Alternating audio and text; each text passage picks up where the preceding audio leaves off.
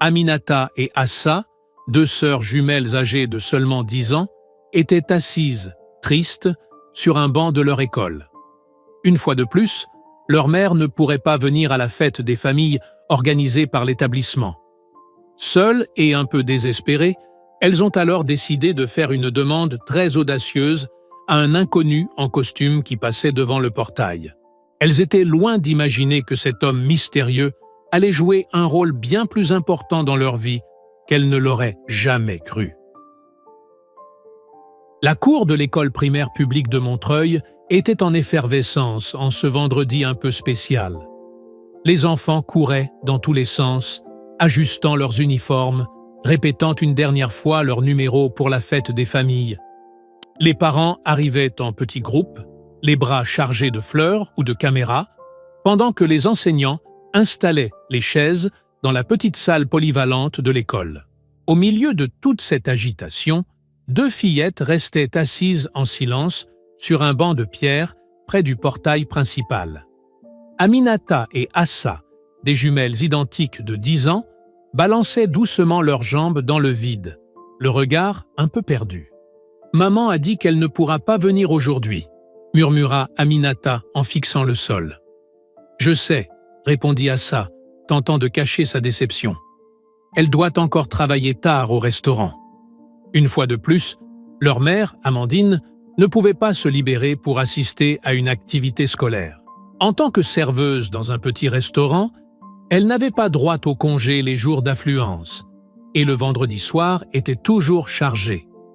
Les deux sœurs avaient appris très tôt à faire preuve d'une maturité étonnante.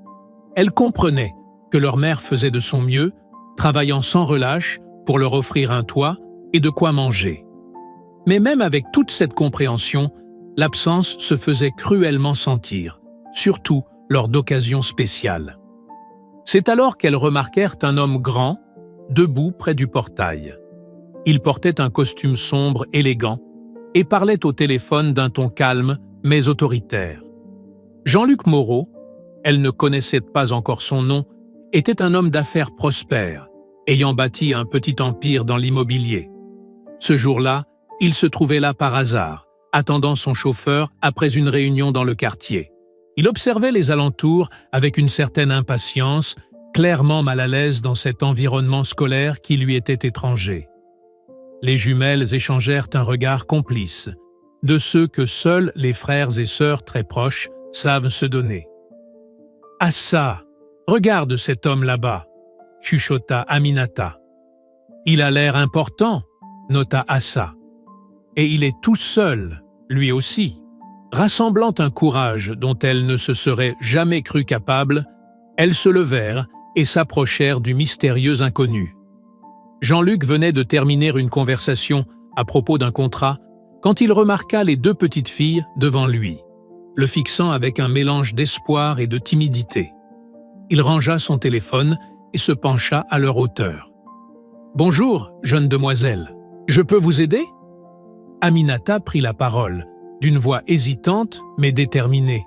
« Monsieur, on se demandait… » Assa s'arrêta, intimidée par ce qu'elle s'apprêtait à demander.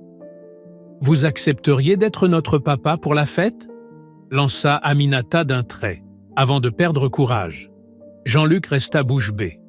Jamais, dans sa vie d'adulte, il n'avait été confronté à une telle sincérité mêlée à autant de vulnérabilité. « Vous voulez que je sois votre papa ?»« Juste pour aujourd'hui, » expliqua rapidement Assa. « Notre maman ne peut pas venir parce qu'elle travaille. »« Et vous êtes tout seul, vous aussi ?» ajouta Aminata avec une logique d'enfant imparable. « S'il vous plaît, » insista Assa. « Promis, on sera sage. » Jean-Luc les observa quelques instants. Quelque chose bougea en lui, peut-être un vieux souvenir de son enfance à Lyon, quand sa propre mère, épuisée, enchaînait 2 boulots et qu'il passait trop de temps seul. « Vous êtes sûr? Vous ne me connaissez même pas. »« Mais vous avez l'air gentil, » répondit Assa avec une sincérité désarmante. « Et vous avez une tête de papa » ajouta Aminata, ce qui fit sourire Jean-Luc pour la première fois depuis longtemps. Après quelques secondes de réflexion, il céda à l'élan du moment. « D'accord, je veux bien être votre papa pour aujourd'hui. » Les deux fillettes éclatèrent de joie et sautèrent en l'air, leur rire résonnant dans la cour. Même Jean-Luc ne put s'empêcher de sourire. « Merci beaucoup, monsieur, » dirent-elles en chœur. « Appelez-moi Jean-Luc, » dit-il en leur tendant la main. « Et vous, comment vous appelez-vous ?»« Moi, c'est Aminata, » répondit l'une. « Et moi, Assa, » dit l'autre. Quand vint le moment de la présentation, Jean-Luc s'installa discrètement au fond de la salle, un peu mal à l'aise parmi les autres familles, mais déterminé à tenir parole. Les jumelles montèrent sur scène avec leurs camarades pour chanter une chanson sur la famille. Lorsqu'elles repérèrent Jean-Luc dans le public, leurs visages s'illuminèrent d'un bonheur pur et contagieux. Aminata et Assa chantèrent avec une joie qui remplit toute la salle, et Jean-Luc sentit son cœur se serrer d'émotion.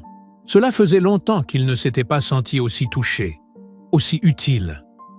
La représentation s'était terminée depuis quelques minutes, mais Jean-Luc restait assis à sa place, les yeux fixés sur les jumelles qui descendèrent de la scène, le visage illuminé de sourires éclatants. Quelque chose dans ce moment tout simple avait réveillé en lui une part de son âme qu'il croyait endormie à jamais. « Vous avez très bien chanté, » dit-il en les voyant courir vers lui. « Je suis fier de vous. »« Vraiment ?» demanda Aminata, les yeux brillants d'un bonheur pur. « Vraiment » confirma Jean-Luc. « Et si on allait déjeuner ensemble pour fêter ça ?» L'invitation lui échappa presque naturellement, guidé par un désir profond et inexplicable de prolonger ce moment unique. Il connaissait un petit bistrot familial à quelques rues de là, un endroit chaleureux où il avait ses habitudes lorsqu'il avait des rendez-vous dans le quartier. Au restaurant, en attendant leur sandwich, la conversation se fit rapidement fluide. Les filles parlaient de l'école, de leurs amis, de leurs matières préférées. Mais peu à peu, Jean-Luc découvrait un univers bien différent du sien. « Et après l'école, vous faites quoi ?» demanda-t-il, sincèrement curieux. « On rentre à la maison toute seule », expliqua Aminata avec une étonnante simplicité. « Maman ne rentre que le soir », ajouta Assa. « Toute seule. » Jean-Luc fronça les sourcils, inquiet. « On connaît le chemin par cœur ?» dit Assa. « C'est seulement un quart d'heure à pied. Et à la maison, qui s'occupe de vous ?»« On s'occupe de nous-mêmes », répondit Aminata, avec un sourire bien trop mature pour son âge. « On réchauffe le dîner que maman a préparé, on fait nos devoirs, et on arrose les plantes », ajouta fièrement Assa. « Maman dit qu'on est les meilleures jardinières du monde. » Chaque mot serrait un peu plus le cœur de Jean-Luc. Ce quotidien, cette autonomie forcée, lui rappelait douloureusement sa propre enfance à Lyon, quand sa mère, seule, courait d'un emploi à l'autre pour les faire vivre. « Vous êtes très courageuse », murmura-t-il, la gorge nouée. « Maman dit toujours que les femmes fortes élèvent des filles fortes », déclara Aminata avec fierté. Après le repas, Jean-Luc insista pour les raccompagner chez elle. La promenade à travers les quartiers populaires de Montreuil lui fit redécouvrir une facette de Paris qu'il n'avait pas fréquentée depuis longtemps. L'immeuble où habitaient les jumelles était typique du coin. 4 étages, façade en briques noircies par le temps, volets métalliques aux fenêtres étroites. « C'est là, au 2e étage », indiqua Assa en gravissant les marches. Aminata ouvrit la porte avec une petite clé tirée de son sac à dos, puis les 2 sœurs crièrent en chœur « Maman !»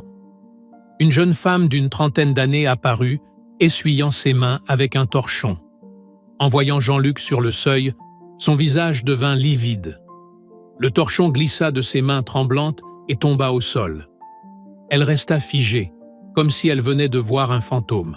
« Maman, c'est Jean-Luc !»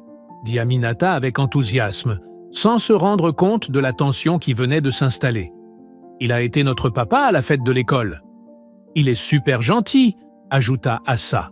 « Et il nous a emmenés déjeuner. » Amandine continuait de fixer Jean-Luc, tandis que lui la regardait à son tour, visiblement troublée. Il y avait quelque chose de familier chez elle, une impression étrange qui réveillait en lui des souvenirs vagues et dérangeants. « Merci, » dit enfin Amandine d'une voix tremblante.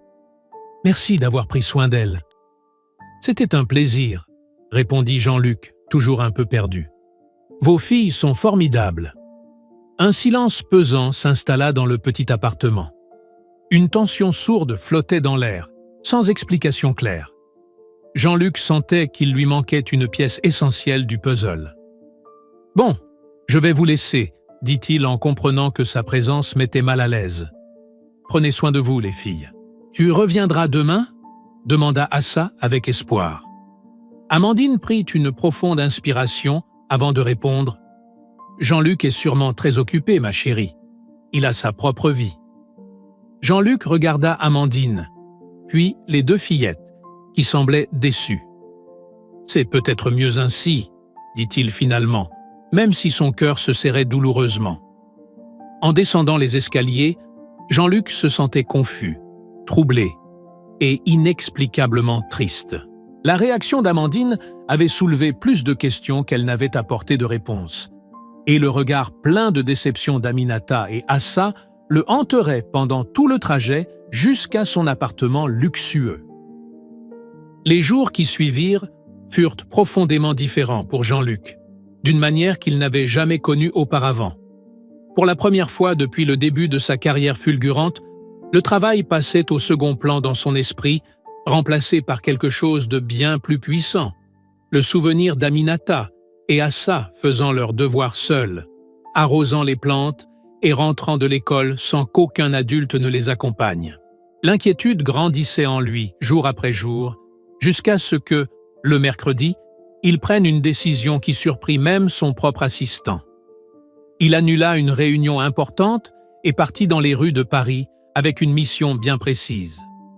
Il se rendit dans la papeterie la plus élégante de la ville, où il choisit avec soin des fournitures scolaires de qualité.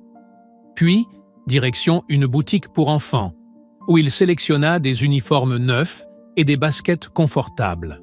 Lorsqu'il arriva à l'immeuble des jumelles en fin d'après-midi, il les trouva en train de jouer dans le petit jardin collectif. La joie immédiate sur leur visage à sa vue confirma qu'il avait fait le bon choix. « Jean-Luc !» s'écrièrent-elles en courant pour le serrer dans leurs bras. « Salut les filles, j'ai apporté quelques petites choses pour vous. » Quand il leur montra les sacs, leurs yeux brillèrent comme des étoiles. « Pour nous ?» demanda Aminata, incrédule. « Pour vous !» confirma-t-il avec un sourire. Amandine apparut à la fenêtre, puis descendit les escaliers. Cette fois, son expression avait changé. Toujours sur la réserve, mais moins dure.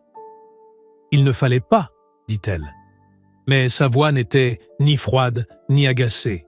« J'en avais envie, » répondit simplement Jean-Luc. « Elle le mérite. » Dans les jours suivants, Jean-Luc mit en place une routine à laquelle il n'aurait jamais pensé. Il venait régulièrement, parfois avec un repas, parfois juste pour discuter avec les filles dans le jardin. Amandine, peu à peu, baissa la garde. Elle observait cet homme, qui semblait sincèrement attaché à ses filles. Ce fut un jeudi soir, après avoir aidé les petites à se coucher, qu'Amandine trouva enfin le courage de lancer la conversation qu'elle repoussait depuis des jours. Elle prépara un café avec des mains tremblantes et s'assit avec Jean-Luc dans le salon modeste. « Pourquoi tu continues à venir ici ?» demanda-t-elle, le regard planté dans le sien. « Je ne saurais pas l'expliquer », répondit Jean-Luc honnêtement. « Il y a quelque chose chez elle, chez vous, qui me donne envie d'être là. » Amandine inspira profondément, comme si elle s'apprêtait à sauter dans le vide. « Jean-Luc, » commença-t-elle d'une voix à peine audible, « il faut que je te dise quelque chose. » Il resta silencieux, sentant au fond de lui que ce qu'il allait entendre changerait sa vie à jamais. « Tu te souviens de la soirée d'inauguration de l'hôtel Marmoréal, il y a presque 8 ans ?» Jean-Luc fronça les sourcils, concentré. Le souvenir était flou, puis commença à s'éclaircir. Vaguement. C'était une grande soirée. Je travaillais là-bas, comme serveuse ce soir-là, poursuivit Amandine, les larmes commençant à couler doucement. Robe noire, cheveux attachés. On a parlé sur la terrasse. Les yeux de Jean-Luc s'écarquillèrent. Le souvenir lui revint d'un coup, comme un éclair. Une jeune femme douce, un peu timide, qui servait du champagne. Une discussion sur les rêves, qui avait fini par devenir quelque chose de plus intime. « Amandine », murmura-t-il, la reconnaissant enfin. « Une seule nuit », dit-elle, la voix brisée. « Une nuit qui a bouleversé ma vie. » Jean-Luc se leva brusquement, le cœur battant à tout rompre. Les pièces du puzzle s'emboîtaient à une vitesse vertigineuse. « Les filles », commença-t-il, incapable de finir sa phrase. « Aminata et Assa sont tes filles, Jean-Luc », dit Amandine, en libérant enfin le secret qu'elle portait depuis tant d'années. « J'ai essayé de te retrouver, mais tu ne m'avais donné que ton prénom. » Le silence s'abattit dans la pièce. Jean-Luc tourna lentement la tête vers la porte de la chambre où dormaient ses filles. Ses filles, dont il ignorait jusqu'à l'existence. « Pendant presque 8 ans, poursuivit Amandine, je les ai élevées seules. J'ai cumulé 3 boulots pour les nourrir. Elles n'ont jamais manqué d'amour. Mais l'argent, oui, ça a toujours été compliqué. » Jean-Luc se rassit, passant les mains dans ses cheveux, tentant de digérer l'ampleur de ce qu'il venait d'apprendre. « Pourquoi tu ne m'as rien dit quand je suis arrivé ici ? » « Parce que j'avais peur, avoua-t-elle. Peur que tu ne me crois pas, peur que tu veuilles me les enlever, peur que tu disparaisses. Encore ?» Jean-Luc regardait Amandine autrement, désormais. Il ne voyait plus l'étrangère sur la défensive, mais la mère courageuse qui avait élevé ses filles dans la dignité, seule contre le monde. « Elles savent ? » ?»« Non, » répondit Amandine. « J'ai toujours dit que leur père était parti avant leur naissance. » Jean-Luc resta silencieux, les yeux rivés sur la porte de la chambre où dormaient Aminata et Assa. Ses filles. Et en l'espace de quelques semaines, leur existence avait redéfini toute sa vie. 3 jours passèrent dans le silence. Jean-Luc ne se montra pas à l'immeuble, et les jumelles demandaient sans cesse où il était.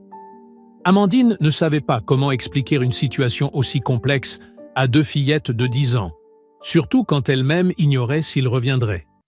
Pendant ces jours, Jean-Luc arpenta les rues de Paris, tentant de digérer l'ampleur de ce qu'il avait découvert. Son appartement luxueux, autrefois symbole de sa réussite, lui semblait désormais vide et dénué de sens. Chaque instant passé avec Aminata et Assa prenait une nouvelle signification à la lumière de la vérité révélée. Le samedi matin, il frappa à la porte avec une détermination qu'Amandine ne lui avait jamais vue. Ce n'était plus le chef d'entreprise déboussolé, mais un homme qui avait pris la décision la plus importante de sa vie. « Il faut que je vous parle, tous les 3, » dit-il en entrant dans l'appartement. « Jean-Luc » s'écrièrent les jumelles en courant vers lui pour l'enlacer. « Salut, les filles » répondit-il en les serrant fort contre lui. « Venez vous asseoir sur le canapé. » Amandine s'assit à côté de ses filles, le cœur battant. Jean-Luc s'agenouilla devant elles, se mettant à leur hauteur, un geste symbolique de son engagement sincère à entrer dans leur vie. « Aminata, Assa » commença-t-il, la voix tremblante d'émotion. « Vous savez que je vous aime beaucoup, n'est-ce pas ? » « Nous aussi, on t'aime » répondit aussitôt Assa. « Très très fort » ajouta Aminata. « Alors je vais vous dire un secret très important » poursuivit Jean-Luc. « Je suis votre papa. Votre vrai papa. » Les filles le regardèrent, puis tournèrent la tête vers leur mère, tentant de comprendre. « Comment ça ? Vous vous souvenez quand vous m'avez demandé d'être votre papa à la fête de l'école ?» dit Jean-Luc avec un sourire ému. « Ce que vous ne saviez pas, c'est que je l'étais déjà, en vrai. »« Tu es notre vrai papa ?» demanda Assa, les yeux écarquillés. « Oui, ma chérie. Et je ne vous quitterai plus jamais. » La réaction fut immédiate et bouleversante. Aminata se jeta dans ses bras, suivie aussitôt par Assa. « Je le savais !» s'exclama Aminata. « Je savais que tu étais spécial. « Tu vas venir vivre avec nous ?» demanda Assa, les yeux pleins d'espoir. Jean-Luc regarda Amandine, qui observait la scène les larmes aux yeux. « On va en discuter, » répondit-il. « Peut-être qu'on pourrait trouver une maison plus grande, pour tous les quatre. » Dans les mois qui suivirent, Jean-Luc prouva que ses paroles n'étaient pas un simple élan du cœur. Il réorganisa entièrement son emploi du temps, fixant des limites claires entre le travail et la vie de famille. Pour la première fois de sa carrière, il refusa des opportunités qui l'éloigneraient de ses filles.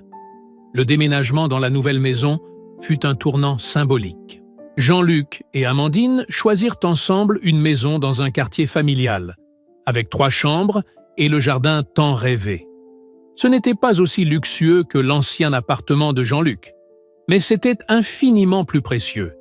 Il y avait de la vie, des rires et de l'amour. L'adaptation ne fut pas sans défi. Jean-Luc dut apprendre à être père de 2 filles de 10 ans, aider aux devoirs de maths, faire des tresses, négocier les horaires.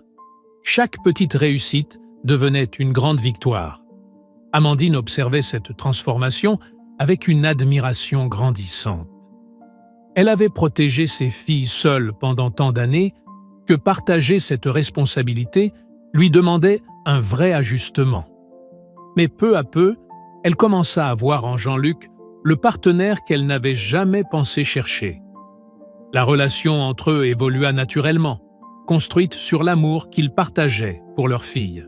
Ils ne se retrouvaient pas comme les jeunes adultes d'une nuit d'il y a 8 ans, mais comme 2 personnes mûres, unies par quelque chose de bien plus fort. « Tu savais que ça marcherait ?» demanda Amandine un soir, en regardant les filles jouer dans le jardin. « Depuis le moment où elles m'ont demandé d'être leur papa, » répondit Jean-Luc. « Elles ont choisi le bonhomme, même sans savoir qui j'étais vraiment. » Ou peut-être, dit Amandine en lui prenant la main, que le destin a simplement réuni une famille qui était faite pour être ensemble. Jean-Luc regarda Aminata et Assa courir dans le jardin, leurs rires emplissant la maison de chaleur. Il avait passé des années à construire sa richesse, mais il venait de découvrir le trésor le plus précieux. 2 filles courageuses et la femme exceptionnelle qui les avait élevées avec tout l'amour du monde.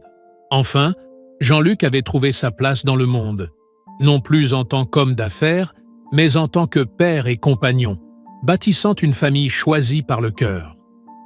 Si cette histoire vous a touché, laissez un like, partagez-la avec quelqu'un de spécial. Et dites-nous en commentaire quel moment vous a le plus ému dans ce récit. Parlons-en ensemble.